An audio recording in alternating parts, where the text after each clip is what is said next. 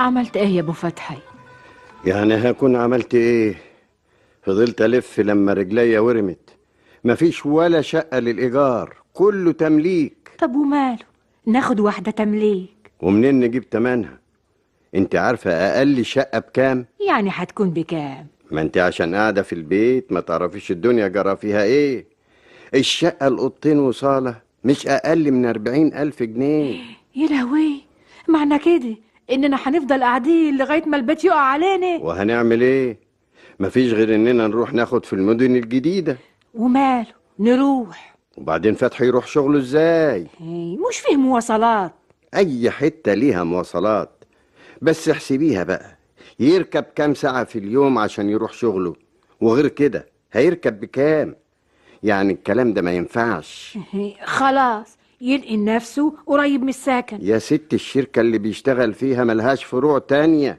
يعني ما فيش قدامنا غير اننا نسكن هنا قريب من شغله. خلاص، نروح احنا نقعد في البلد ونسيب فتحي يقعد في لوكانتا جنب شغله، وهو يوم الاجازة يركب ويجي لنا نشوفه. انت بتفكري ازاي بس؟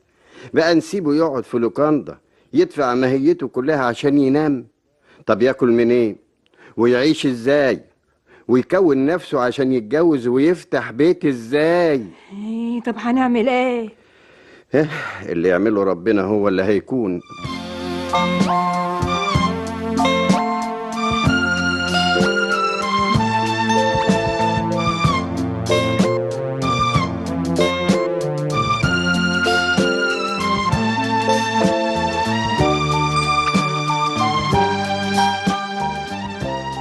السلام عليكم.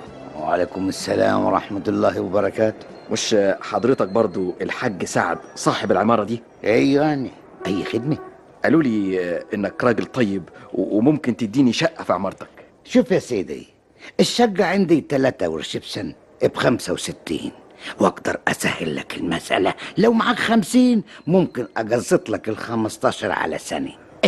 بلاش سنة يا سيدي، نخليها 1.5 سنة، يعني في الشهر 1000 جنيه. ايوه بس يا حاج. بس إيه، لا ما تلاقيش حد لا يديك بالسعر ده ولا يسهل لك التسهيل ده. انا قصدي اقول يعني ان ما عنديش فلوس للتمليك.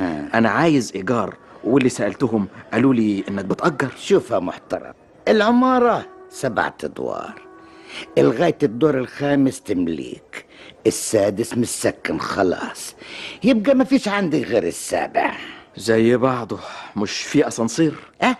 أسانسير؟ أسانسير ليه؟ كنت عايز تاخد تأجير